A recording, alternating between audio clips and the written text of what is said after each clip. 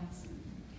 Well, we figured that we wanted to have someone who could be of use to Mycroft on his trip to Trinidad, and someone who could support him, and also someone who was a moral force in Mycroft's life, because Cyrus is a very religious and spiritual person, and Mycroft is more like Machiavelli. He's all about getting it done, and he has to cut corners and step on people's toes. That's okay.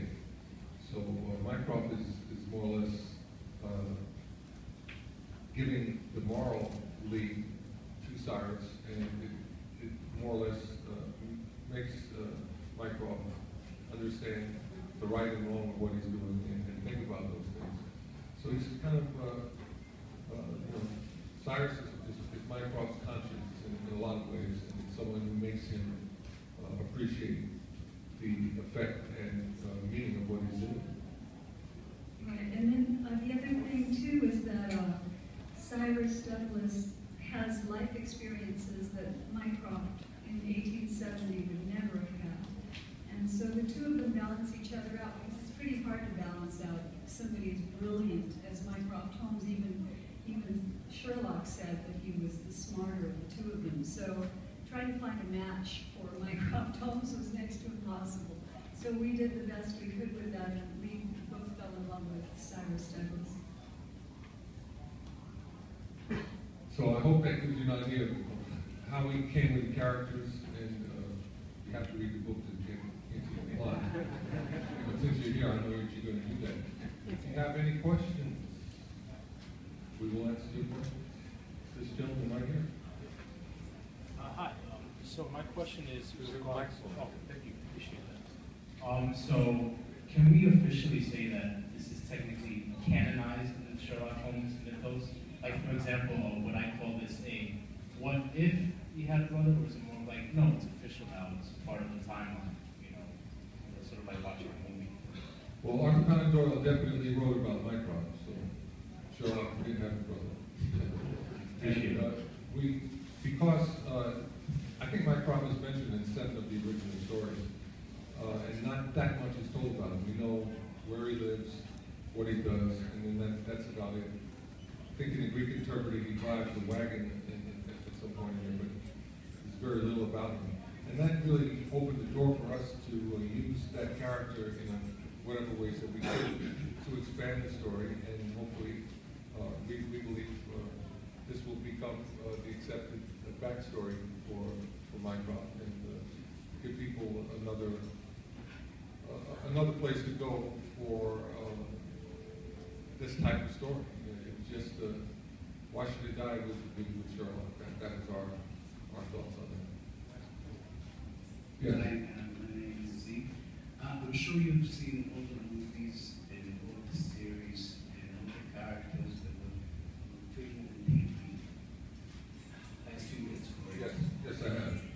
Which one do you prefer and why? Well, as far as the way that Sherlock is portrayed in the movies and on television, I really enjoyed the Jeremy Brett series that BBC produced. I thought that was the best, in terms of it looking like it was supposed to look, and understanding the whole context of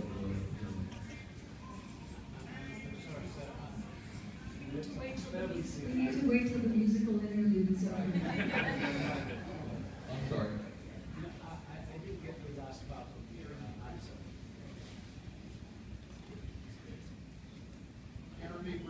Jeremy Brett is my favorite, and I like it because he's very authentic. To me, he is the typical Victorian, early Edwardian gentleman, and Jeremy Brett just played the role to the T.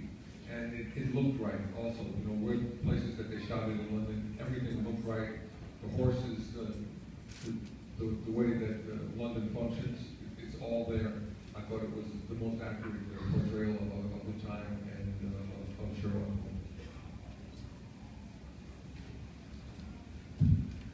Yes. Hi. I know you had said that in the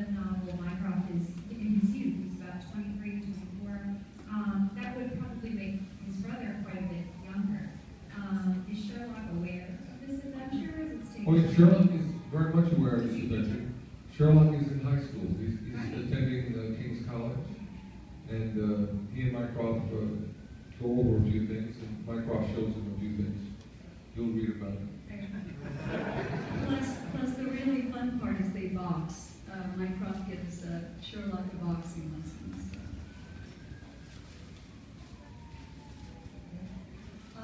I have a question for you. We saw a lot of connection between high performance in sports and writing a book. There's a lot of discipline involved, a lot of persistence, you have a lot of ups and downs, and crafting a story. Could you talk a little bit? You talked about how reading Sherlock Holmes helped you in your sports life. I wonder if your sports life helped you in your writing life. Well, you're absolutely right about the whole issue of discipline. If you can't get up and do what you have to do every day to get through your chapters, you'll never get the book done. And I was so fortunate to have an accomplished professional, even though she hasn't written a novel, she's worked on scripts and other written things, and she teaches. So, I had to be on it, or we weren't going to get anything done. Or the teacher part of me was going to get on this case. Right, there you go. So every morning about 8 o'clock, first thing I would do, I think, do I need to call in and find something out, or tell her something, or I'd hear from her, and we go from there. We also passed this, each chapter back and forth until we were both really satisfied with it, and that was important too.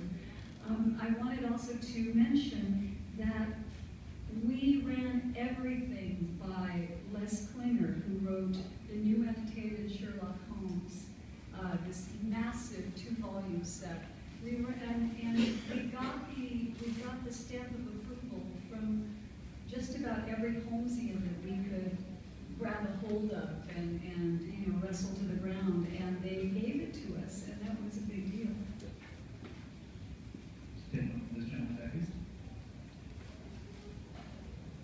My question is similar to the young lady. I just want to know, how was the transition from being an athlete to a writer? And do you enjoy writing? Well, I certainly enjoy writing. The transition was kind of uneven because I had this career in the NBA. You might have heard of it.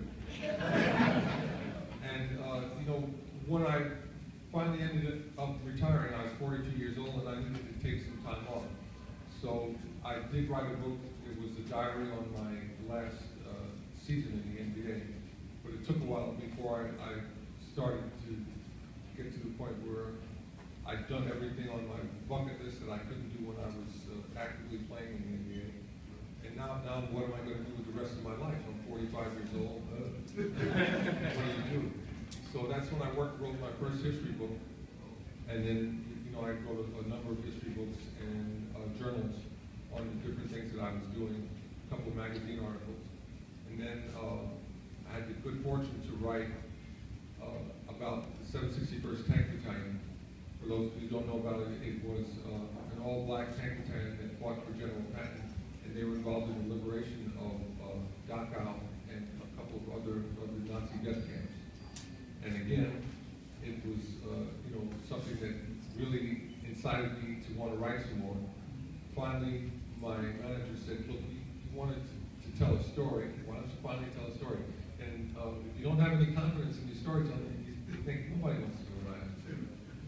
But finally, I was so obsessed about it, I decided I'd try it, got the right help, and made the right decision in terms of partnering with the right person, and we got it done. And it's been fun. It was a fun experience.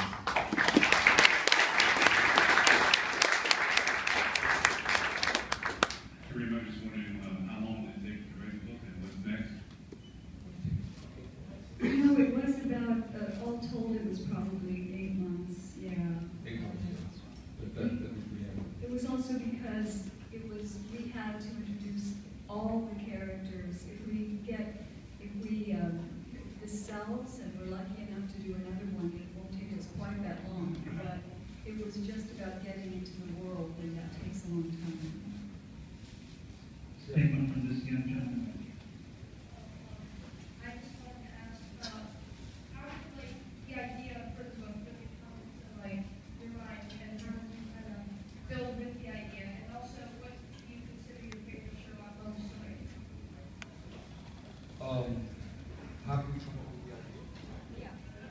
Well, when I think about the possibilities of what it was like in 1870 or before Sherlock got to be Sherlock, you know, what was going on in the Holmes family? That was my original idea as to what I would look at in order to start to tell the story.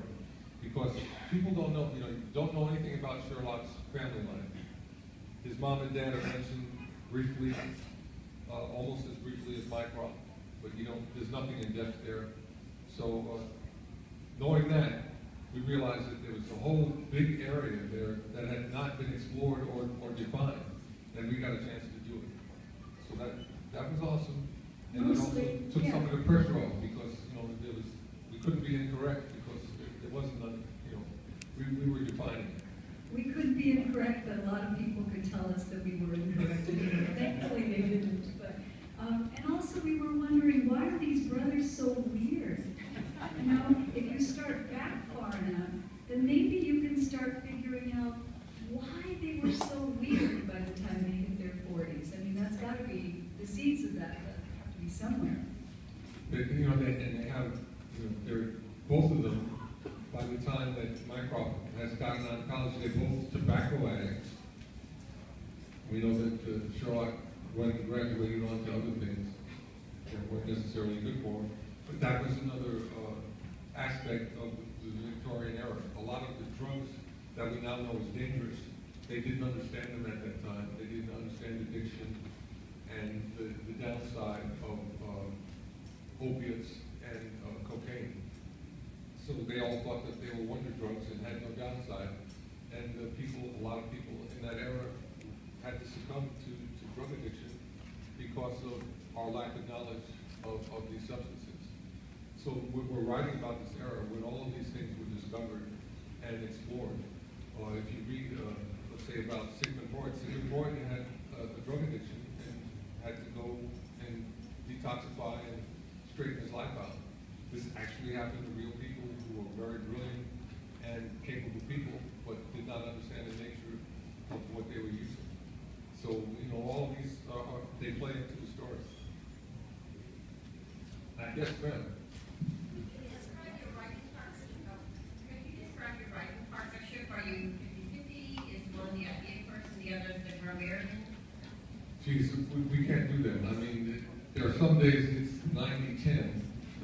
And then other days it's, 60-40. There are other days that he comes up with these ideas that at first I think, oh, right, how in the world are we going to do this? And then the more I think about it, and the more we talk about it, the more I think he's absolutely right. To the point that we had an ending that was completely different than the ending that's there now.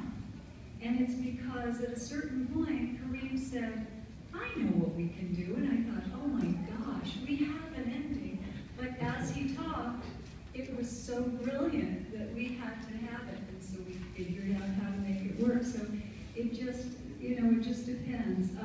We can't know who put what comma in, but I can tell you in general, the ideas are mostly Kareem's.